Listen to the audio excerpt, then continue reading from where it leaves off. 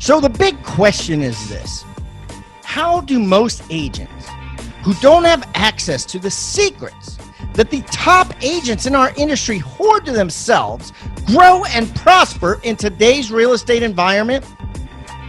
That's the question. And this video podcast is the answer. I'm Pat Hyben, and welcome to Real Estate Rockstars. And now for the review of the day. Okay, I got a 5-star review from JPA Realtor. JPA Realtor says, great show, one of my faves.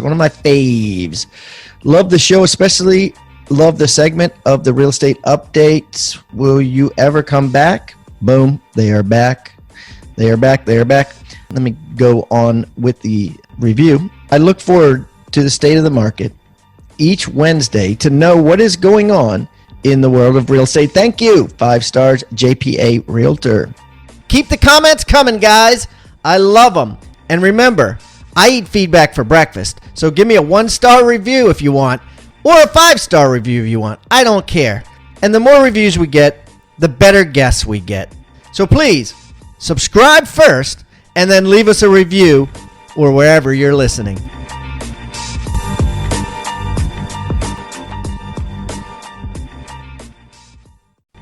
Rockstar Nation, thanks so much for listening. Don't forget to stay to the end, where our guests will be offering a free gift. As you know, all of our guests offer a free gift, and all of these gifts can be found on the Agent Success Toolbox.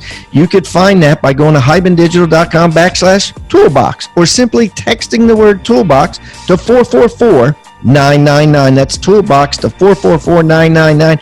I am going to put today's free gift in today's show notes, but if you want all of them, including gifts from most of our guests that have come on the show, just go to the Agent Success Toolbox.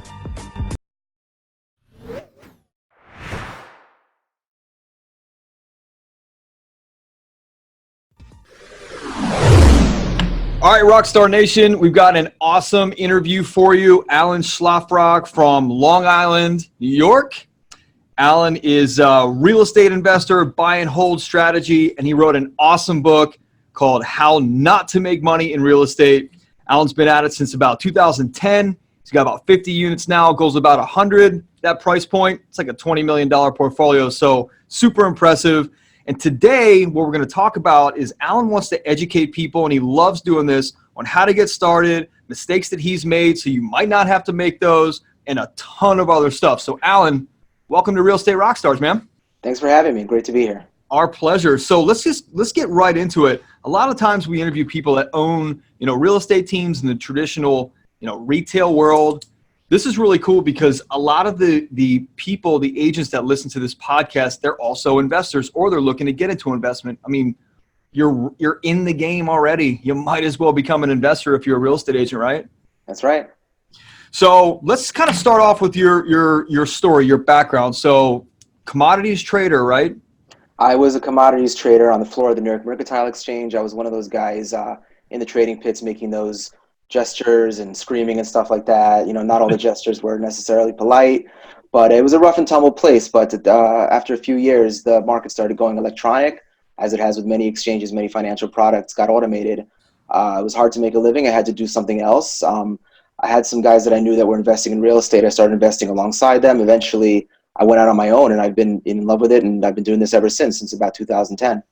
Love that, man.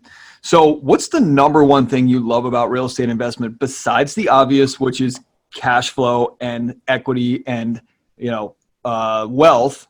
What else do you love about it? I think for a guy like me, coming from my background, like as an independent commodities trader, it's hard for me to have like a real 9-to-5. And I understand the risk where like I don't get benefits, I got to pay for my own health insurance and all that stuff like that. But to be tied down to a desk all day for me would probably be very difficult. Sure. So I've got days where I'm in the field, checking on properties, checking on construction projects, getting permits, this and that. And then I've got my office days, but I have the flexibility. My day doesn't look the same every day. And I think that's something that I like about being a full-time investor. Yeah, that's awesome. So commodities market starts to go down, it's digitalized, and then what happened? So I was actually looking for a new job on Wall Street, but this is 2008, 2009. Nobody was hiring. Right. Everybody was shedding headcount. So I was looking for something else to do, and I was desperate. I took a job as, not there's anything wrong with this, but like as a life insurance salesman. I didn't wind up completing the training because it wasn't for me. Corporate's just not for me. So and I had some guys I knew that were investing in real estate in northern New Jersey, some of the rougher areas, and I invested some money with them. Had some success, some not success, but at the end of the day, I felt it was something that I could really expand on without having to rely on other people to guide me and to do the deals for me and trusting them, which is a hard thing to do. And I was able to do it myself. And I jumped in, did that first property, tons of mistakes, tons of headaches. Right. But again, you learn from those mistakes, and that's how you succeed as an investor. So that's how I kind of got started. Does everybody have to be super smart Wall Street trader to be an investor? No, absolutely not. It's most real estate is basic cashier math.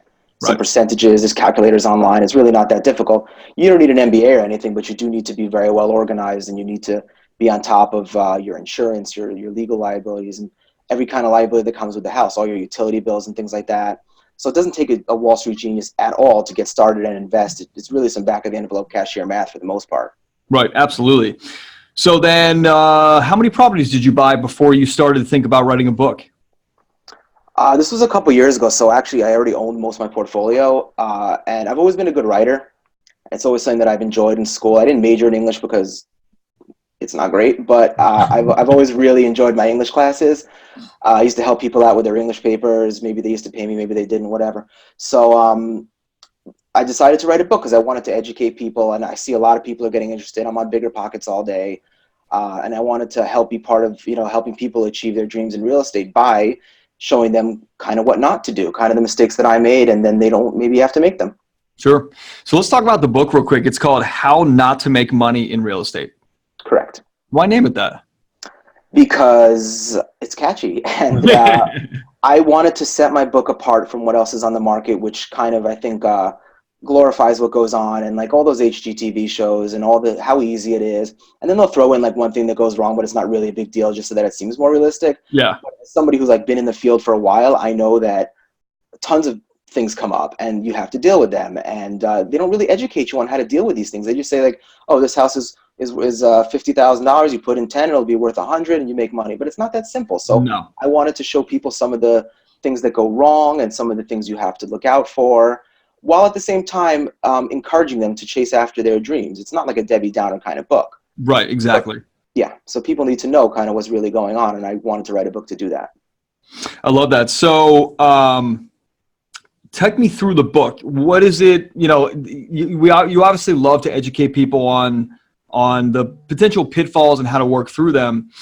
But let's talk to the people right now that are, maybe they've got no properties and they're looking to invest, or they've got, one or two properties and they're looking to grow the portfolio and scale up. So let's kind of start at the beginning and figure out, like, what do you teach somebody? What do you tell somebody who wants to get started? Well, the first thing I would tell them is nothing that you can read in a book or read up online is really going to prepare you for the field. Right. Or what it's really like to do a transaction. But that being said, don't be scared to make that first transaction. Do something you're comfortable with. If it has to be conservative the first time around, or you have to borrow money from family and friends at better interest rates just to get and cut them in on equity, maybe you do that. But the transition from 0 to 1 property is far bigger than 2 to 3, 3 to 4, 4 to 5 and up. I agree. Yeah. Why is that? Because you don't know what you're doing, and a lot of the lingo and the things that come up that you didn't think about will come up the first time. But then you're used to them. Like, oh, I didn't know I had to set up that utility bill. I didn't know I had to get liability insurance and builder's risk insurance on my projects. Like, then you'll know. Then you'll know, right? When you go to do construction and your contractor calls and says, "Hey, the lights and water are off here. What's going on?" You go, "Oh, yep, lesson learned." Exactly. And the first couple properties you do, you're going to have things like that come up. So you might as well, but you got to do them, or else you're not going to learn, and you're never going to, achieve your dreams of being in this business. Right. So somebody wants to get rolling right now. Yeah, you're right. It is the hardest thing. Now, one thing that I hear from people is, I did one a couple years ago, or 10 years ago, and I was unable to refi out, and it stuck. I got stuck with it, and blah blah blah. The market turned.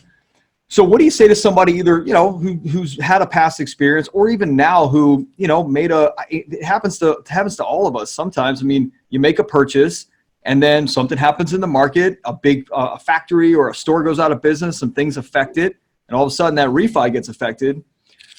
I know for a fact that one of people's people's biggest, one of the biggest fears that people have is, if I borrow money from family or I borrow money from a friend for down payment and closing costs, what if I can't get it back to them? So what do you say to that? I mean, the truth is, doing that is less than ideal. Ideally, you'd have your own capital, but because doing business with friends and family it can get ugly. I've done it before. Sometimes it goes well, but sometimes it doesn't. And at that point, Thanksgiving gets a little bit awkward, for example. Right. So, but if you have to do it, and as long as the investor, who's your family or friend, understands the risk and they're comfortable potentially losing that money, they should have no complaints. They went in with their eyes open. As long as you're transparent with them, Right. This is what I'm doing, this is the risks, and the worst happens, I told you. Tribeofmillionaires.com. Guys, write that down. Rockstar Nation got a free special offer for you. Now, I've just written a book, and it's just been published. Co-authored it with David Osborne, who's been on this show multiple times. If you don't know David, he is one of the top execs at Keller Williams Real Estate, was personally mentored for the last 2 decades by Gary Keller himself, and he's in all kinds of businesses. His bio and explanation and everything is in this book. But anyways, David and I got together. We decided to write a book. We called it Tribe of Millionaires. And I guarantee you it's going to change your life.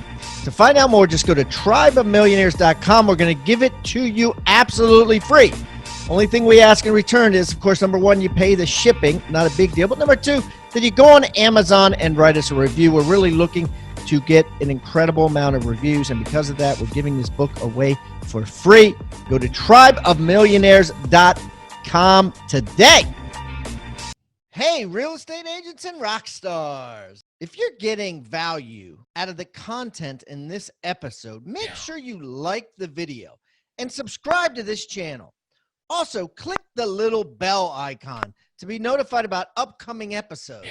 And I would also love it if you left a comment and shared the most impactful tips and tactics you've learned from the knowledge shared in this episode, or even maybe make a suggestion requesting a topic of what you'd like to learn in future episodes.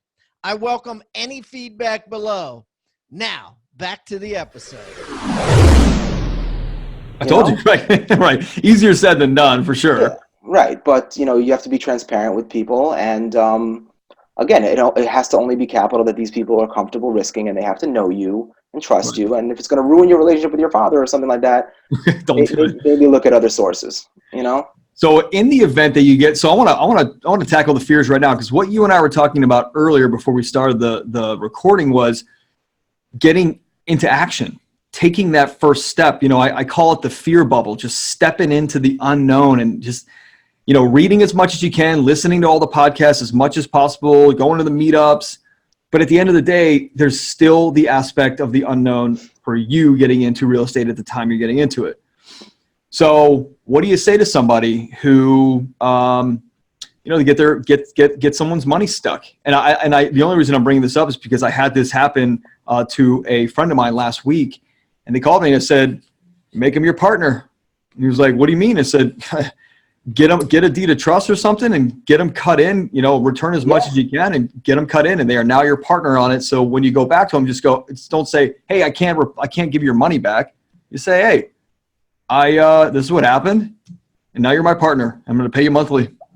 You know what? If you did that from the jump, if you cut them in on equity and made them a partner in the deal, again, they'd have less to complain about. Even if you had to offload some responsibilities that they feel like they're more part of the deal, right. like here's the utility bill, pay, and and maybe build a partnership where you do 90% of the work and you're cutting them in on equity. And again, if things go bad, I feel like they'll have less to complain to you about. Yeah, and listen, it's not a 30-year thing. Their money's not stuck forever.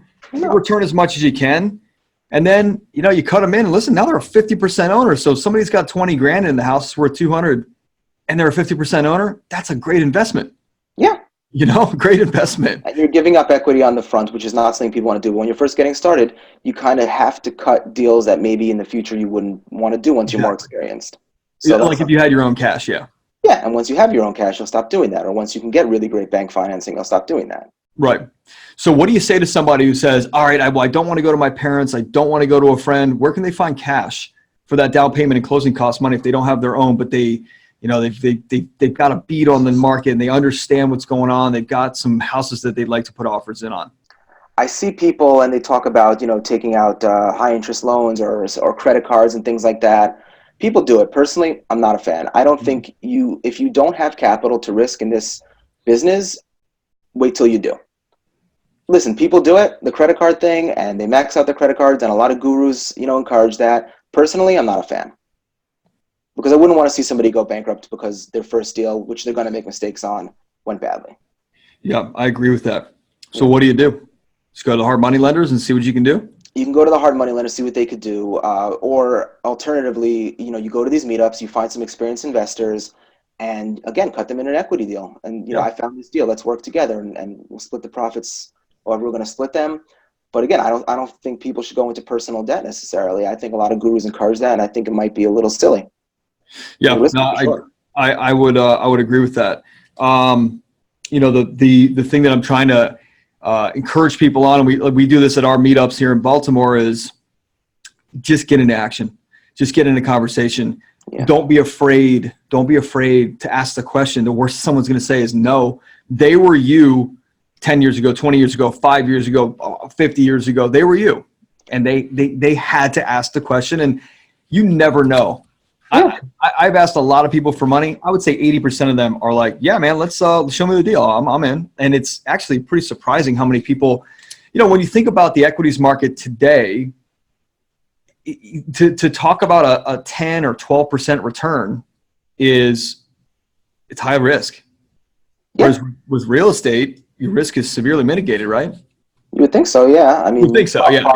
Barring another crash, I mean, you've got a solid asset. If you have a solid asset and you've got equity and you've got a decent amount of equity in there, your risk is very minimal.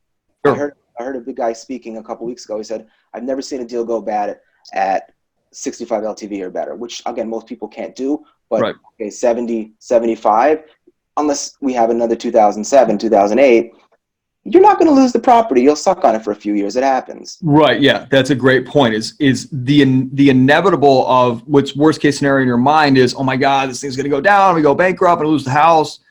That's probably not going to happen if you can hold on.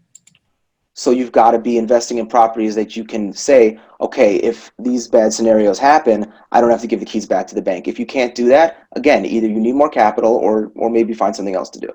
Right. Now, as far as sources of property, we kind of know the traditional ones, agent, scouring the MLS, off-market wholesale, things like that. Where else do you get property from besides those? So in addition to all those things, there's also auction websites. Okay. And those can be hit or miss, and they're definitely risky for first-time investors because there's very rarely interior access. And I bought from them, and every time I buy from them, it's way worse than I expected. It doesn't mean I didn't make money, but without that interior access for your first deal, it's really hard to know what you're going to want to do. For your first few deals, to be honest, that's really kind of expert level stuff. I'd call these websites like auction.com and Hubzu. Yeah. Alternatively, again, that also gets easier once you've done a deal or two and you can point to the brokers and say, hey, I own that house over there and I'm interested in this house over here. Then they know you for real. Right. Yeah. And then they know that you're a closer. So I would say the last 2 deals that I did over the past few months were from brokers who called me after another investor couldn't close because they know I closed. Because when I met them, I said, I own that one over there, I own that one over there, and I want to buy this one over here. But he got a higher offer, not a cash offer. Falls through, he calls me, and I have a cash offer. So I was able to get those 2 deals at better prices than they initially had them listed for because another investor couldn't close. So if you build that reputation with brokers and other investors as a guy who can close, then you'll find deals much easier, I think. Yeah, that's a really great point. So kind of building that reputation, the resume almost, and then speaking to brokers. I know I'm doing that when it comes to bigger multifamily, 100 unit plus. They want to know you can close and that they're not going to screw around with you, or you're not going to screw around and you know what you're doing.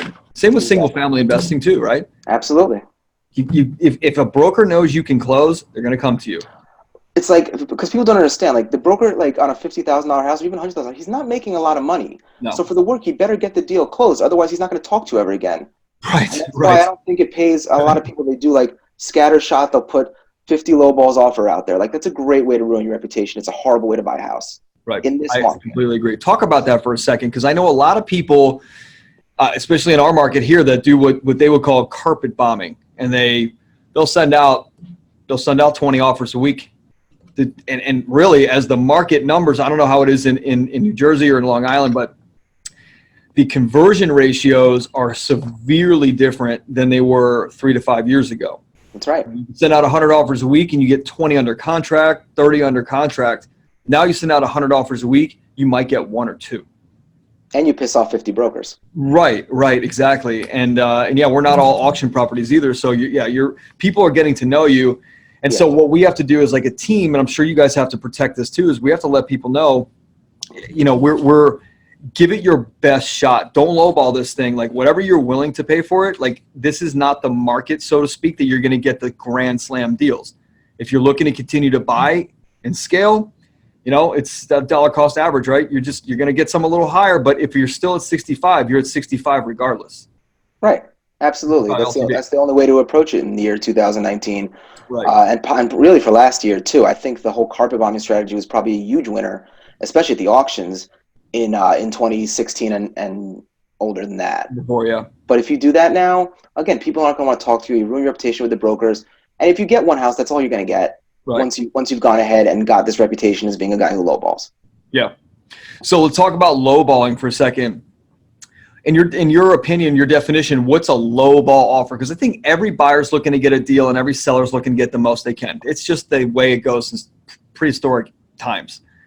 So what's a good offer that may be below market value that's still attractive versus something that is just like nobody's going to pay attention to that? It's stupid. What, in your opinion? I think that's up to you. If you're on the market and you know value and you know how much it costs to repair something, then figure out that price and maybe a couple thousand, maybe 10%. I don't know. Okay. Because the truth is, it really depends on the market. Because if your market goes above list, forget about paying below list. Right. So, it really depends on your market. I just wanted to get your general, like, sort of rule of thumb that you're like, hey, listen, I don't really put in anything less than 10% unless something is way overpriced or, they've had 6 offers. None of them have closed and they're desperate and they're looking to get this thing done. Yeah. So, where you purchase, are you in all singles, you in multis, are you in office buildings? What's your portfolio look like? So mostly 2 and 3 families and some 6 families, but generally the 2 families, because the housing stock where I operate is mostly these duplexes, these 1-over-1 duplexes, occasionally side-to-side duplexes. But that's just what the housing stock is made of here. And they're better than single family, I think, because you just get more dollars per square foot when it comes to rent. Right. Yes, if you got 2 boilers and, well, it's the same roof, but, 2 boilers, 2 sets of hot water tanks and things like that. So, yes, there's that. But when you're talking about the yield, actually, when you're renting it out per square foot, way higher on these 2 families than they are on the single families. Yeah, I totally agree with that. Now, what's your team structure look like? So my team is basically me. I am alpha and omega of my business. I have a property manager and contractor. He's actually the same guy. Does a great job for me. We work really well together. I've got lawyers. That's my brother. I've got accountants also and insurance guys, a few guys. And that's basically my team. And obviously my manager, like his business is fleshed out. He's got a bunch of guys who go and fix the stuff. He could be in 5 places at once. Are you your income is solely dependent on your rental properties? Rental properties, and occasionally if I flip something, sometimes I get tired of holding something. Sometimes I just don't like something that I bought. Sure. If I can get off for a profit, I'll do that as well. But I don't sell many houses anymore. Okay. And then the goal is 100, right? The goal is 100 units. And again, these are pretty high value units being in the northern New Jersey market. That would be that'd be plenty. I could always move the goalposts. I can go to 200. I can go I can go to 500. It wouldn't be that hard. But you kind of have to set a goal in your mind. You have to set a concrete goal in your mind for you to achieve, even if it's a small goal, because you can always make a bigger one later, and just achieve that goal. Keep your eye on that prize, and then you can do more after. So your contractor, property manager, same guy. Why'd you decide to do that? Because I had some contractors and they weren't reliable and they screwed me over a bit, and then I happened to find this guy. And at the time, I didn't need a property manager. And I just needed a contractor, so my friend found this guy that I deal with now. His name's Albert, and I had him renovate 2 of the houses that I had just bought. He did a good job. One of them I couldn't sell for the price that I wanted. Actually, both of them I couldn't sell for the price that I wanted, because this is like 2012. Like, it was hard. Yeah. So I'm like, all right, let's rent him out. He's like, oh, I'm a property manager. And he basically, he grew with us as well. Him and my friend who has a similar portfolio to mine, and he's got some other clients, and he's got his own stuff. So he was already a licensed property manager. I'm like, okay, be my property manager. And he's done a great job for us so far. Hey, real estate rockstars, this is Pat Hyben, and before we jump back into today's content, I want to tell you about an extraordinary offer from an extraordinary company. I'm talking about My Outdesk. If you haven't heard of My Outdesk, basically they're a virtual assistant company, a VA company that specializes in virtual assistants for real estate agents. Yeah, I'm talking about transaction coordinators, marketing assistants. I'm talking about ISAs, inside sales agents that prospect thousands and thousands of seller leads and buyer lead follow-ups. I mean, these guys are trained in this stuff specifically. You're not using a company that doesn't know or understand real estate sales. 4 out of 5 of the top teams in the US use My Outdesk for their virtual assistants. And because I know the owner, Daniel Ramsey, I've known him for over a decade, and I know how awesome and incredible this company is and how it saves agents thousands and thousands of dollars every single week and makes them thousands and thousands of more every single week, we're going to give you a $400 coupon off of your first month of a virtual assistant and give you a free book entitled Scaling Your Business with Virtual Professionals. So you can read it and look into it before you decide anything. It's called Scaling Your Business with Virtual Professionals. And you can get it real easy. All you got to do is text the word Hyben, H-I-B-A-N, to 31996. That's H-I-B-A-N to 31996. And download your free book, Scaling Your Business with Virtual Professionals. And don't forget to mention also that you get a $400 discount, which will give you a coupon for that when you download the book. Thank you, guys, and I hope you enjoy and make a ton of money using My Outdesk. Do the math. It's worth every single dollar. That's a title of a comment that I got on my certified listing agent course from Rebus University. It's from Bill Reeg. This is what Bill says. Bill says, looking to take your listing presentation to the next level? I've closed 100 appointments since I took Pat's certified listing agent course. 5 appointments, 5 new clients, 60 days. Boom, do the math. It's worth every single dollar.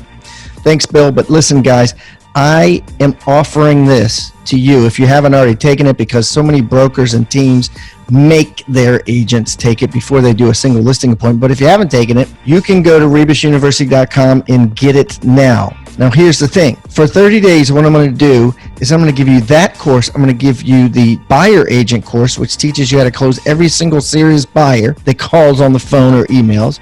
The certified team agent course is taught by Jeff Cohn, one of America's top agents, on how to build a team from zero to hero to hundreds and hundreds of units every year, step by step. It's like a 12-hour course, plus 7 other courses. Yes, you heard that right. All for a measly $127 a month. If you were to go to Rebus University and buy these courses individually, it costs you over $10,000. But today, if you go to futureofrealestatetraining.com, that's futureofrealestatetraining.com, you'll learn what Bill Reeg did, which is how to close 100% of the listing appointments you go on. Quite impressive. And you'll learn all the other incredible details provided in the 11 5-star courses that are offered. Yeah, it's like all you can eat bazaar. You go in now and you pay $127 a month. If you can eat all 11 courses in 1 month, that's all you pay is $197. This is a bargain, guys. Get it now. Futureofrealestatetraining.com. How do you vet? So I think the rite of passage is you're going to have a contractor screw you over, bail on a job, mess some stuff up, mess time frames up. I mean, I think we still deal with that. It sucks. It is what it is. Absolutely. So how do you vet your contractor, your property manager, to make sure that, to get closer to ensuring that these guys are the right people for the job? I mean, listen, even though I've been with my property manager for, 8 or 9 years or whatever it's been, and my contractor, most of the same guys, he still occasionally has trouble. He'll hire a sub, and he'll do a bad job, or he won't show up to the job. It happens. How can you do it? You need to get references. You need to get reviews. That's the best you can do, really. Make sure that they're licensed, make sure that they're bonded and all that stuff. Right. Other than that, I mean, if you could find another investor who used a guy before and had a good experience, that's all you can do. I mean, can he flake out afterwards? There's really not a whole lot you can do if he does. No, that's totally true. So let's talk about some of the other pitfalls that people can hit when investing in real estate. Yeah, so I think the most common one is when people underestimate rehab costs, and that's very easy to do, especially if you're talking about an older house, and we buy most of these older houses. And if the walls aren't open, and environmental issues, up here we've got oil tanks pretty much everywhere. Those are a big liability. But the main thing would be the cost that you're going to have to put in. If you underestimate that or overestimate the sale price, that's how people wind up getting hurt. Yeah, yeah. Tell me about one of the biggest mistakes, biggest failures you've had, and then how it showed up as a blessing or a success today, and you use it as a benchmark. So so there's one that does have a silver lining. Maybe I'll just tell you that one. Yeah. I used to buy, in addition to my stuff in New Jersey, I used to buy tax deed properties in Georgia. So I'd go to the tax deed auctions and I'd buy them, and they pay you a 20% premium. I'm sure you could do a whole podcast on that business. Yeah. But you've got to really check the parcel numbers versus like what you're actually buying. So I was at the auction, and the bid price was actually really high. It was like 30 grand, but I'm like, oh, this is a $100,000 house. I'm going to bid on it. So I bid on it. I'm the only bidder at the minimum price. I'm like, that's a bad sign. Something's up. Yeah. Something's wrong. So guy, rings the gavel, and the guy next to me says, you just bought a parking lot, right? I'm like, I bought a what? And it turns out that what we bought was the common area driveway to the HOA of this condo development. And I thought I was buying the house directly next door. Right. Because that's what I saw when I drove by. So I'm like, what am I going to do? Okay, I know what I'm going to do. I'm going to put a toll so that people, when they go into their houses in the condo development, and that's how I'll make my $30,000 back, or whatever the price was. And I had all these crazy ideas, and you can't not pay them, because then they'll just never let you back. Right. And I was making more, I might as well just eat this. I'm not going to not come to any more auctions. So, but it turns out in the end that somebody was foreclosing on the condo development, and they needed to buy our tax deed in order to finish the foreclosure. So they paid us off with interest, and it actually wound up being, a great deal. That's awesome. Give me one. Yeah, go ahead. Give me one that really sucked. Okay, so I bought off one of the auction websites a 3-family in Jersey. It was occupied, and it was in so much worse condition than we could have possibly expected. On top of that, we had an oil tank issue, which at the time I didn't account for. And if an oil tank's not leaking, $2,500 to take it out with permits and whatever, not a huge deal. But it was leaking, and it was a $30,000 or $50,000 or whatever it was. What? Yeah. The environmental remediation was immense. They had to come, take out all the soil, put in new soil, take another test, didn't work, take out more soil, put new soil in, and it took like a month, and it was about 30, So at that point, I'm already underwater, and then we had some vandalism at the property after we had just finished putting in the plumbing and electric.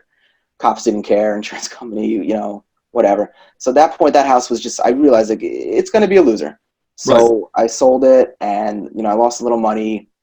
I checked on it about a year ago, and I don't think the investor that bought it from me finished the project either. The house is fixed. Yeah, I drove by. He still got because we put up the metal screens. I'm sure you've seen them around. Yeah. So I put up the metal screens on the vacant properties. They're still up, so there's no way anybody's in there. You can't get a CO with those on. Oh, wow. So that house is just a black hole of capital for everybody who buys it. What are you going to do?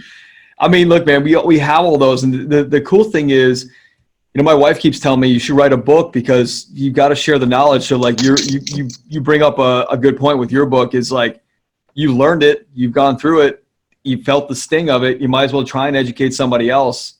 But at the end of the day, education is only so much. You got to get into action. You got to make some of those mistakes, because no book can ever tell you everything that you're about to encounter. You know what I mean? Like you just can't. I mean, when you go to, have you ever had to do a property line adjustment or a variance or anything like that with one of your properties? No, just drawings for internal stuff. I don't really do much outside work. I don't do any extensions really. Okay. I had to do one, and the guy that I hired said, not a problem. We don't have to put signs up in the yard.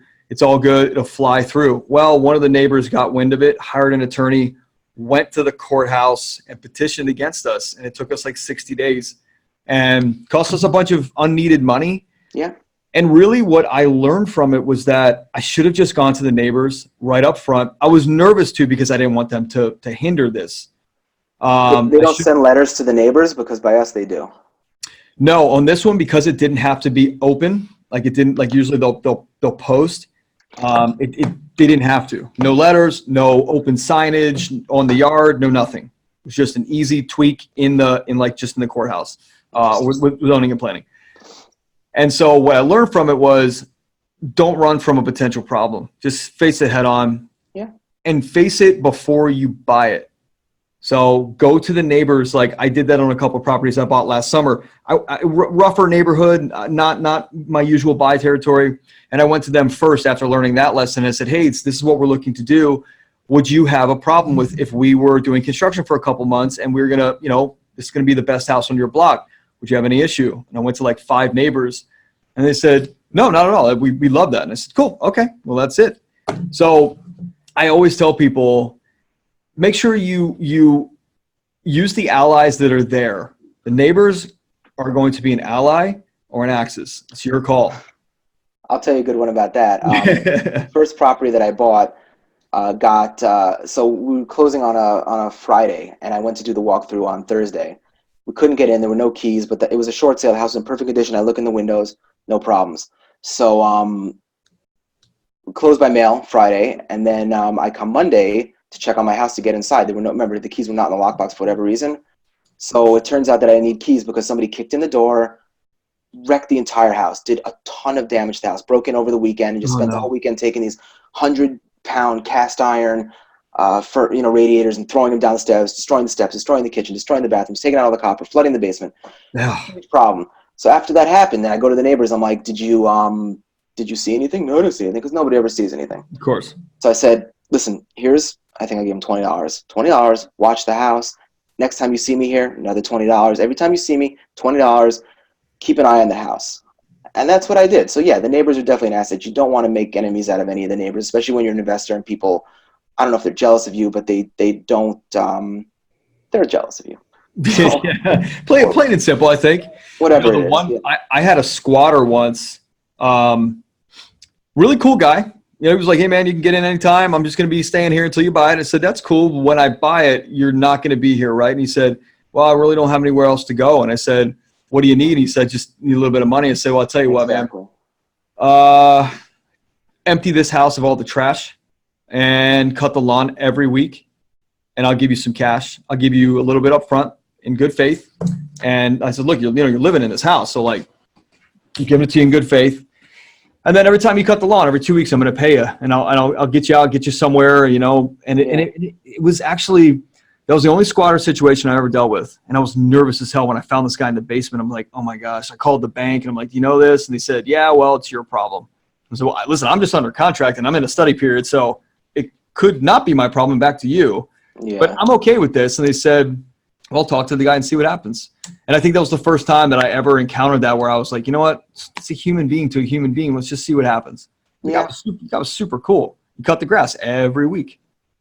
Yeah, you can definitely work things out. There's no reason to be inhumane and literally shove the guy out and change the locks, which I think a lot of shady landlords would do. You're dealing with people's lives and their apartments, and if they've got problems, you don't have to be one of those, problems with your rentals, let's say. You don't have to, bugs or whatever. You don't have to be one of these shady. You can still make a really good living without, making your tenants miserable. So, I pride myself on running my properties really ethically, taking care of problems when they arise, being fair with the tenants, and, you can't let people walk over you, obviously, but that's one thing we try to do in our business is go about this ethically and go about it correctly.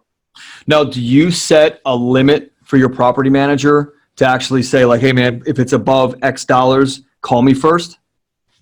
Again, we've been working together. We have some really good synergies. So there's no real dollar amount. If it's an emergency, it's an emergency. But how much is an emergency already? Plumbing backup, I don't want to hear about it tomorrow. I want it taken care of tonight so it doesn't flood.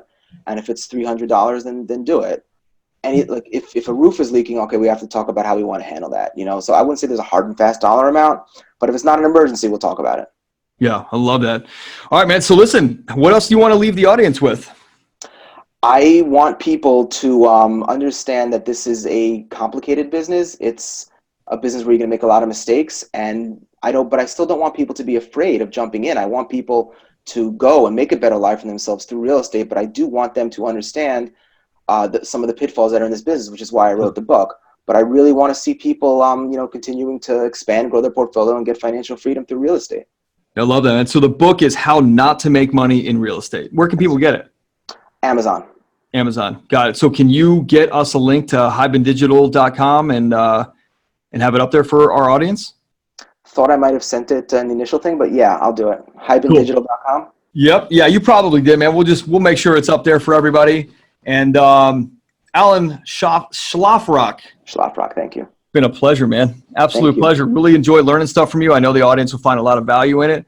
So, dude, next time I'm up in New Jersey, I want to take a look at some of your properties, man. Very interesting. Definitely. What you guys are doing. Have a cup of coffee or something. Thank you. Yeah. Absolutely. So, Rockstar Nation, that's Allan. If you want him, where can we find you on social media? I'm on Bigger Pockets. I'm pretty active under my personal name. I also have a Facebook page, OG Property Investments. Okay. I post it often because I'm not one of those guys who spams your feed all day with inspirational quotes. I'm just not that guy. But you can find me there. And again, I'm very active on Bigger Pockets, so you can definitely find me there. Love that. Spell your name SZLAFRAK. Okay, F-R-O-K. Okay. SZLAFROK. You got it. Love it. Awesome. Allan, Rockstar Nation, thanks you, man. Thanks for coming on, and we appreciate your time and your insight. Thank you very much. It was a pleasure being here. All right. Talk to you soon, man. You too. Later.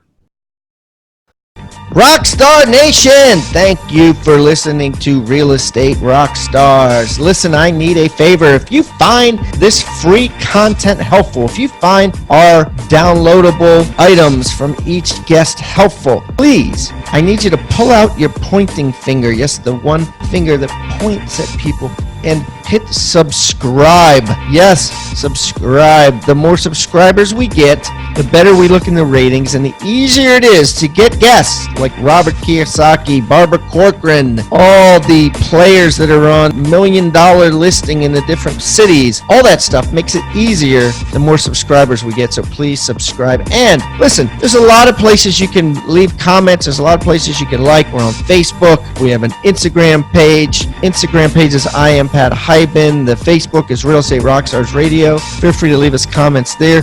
The most popular form of commenting seems to happen on YouTube. Yes, for whatever reason, it's a very open environment. So just go to YouTube and go to Real Estate Rockstars Radio. Leave us comments there. Some of them we will read on the show. We love your feedback. So thanks, guys, and I hope you are having a great day. Oh, and also, listen, if you're going to subscribe and you haven't already left a review on iTunes, please do that too. Have a great day, and thanks so much, Rockstar Nation. I really appreciate you.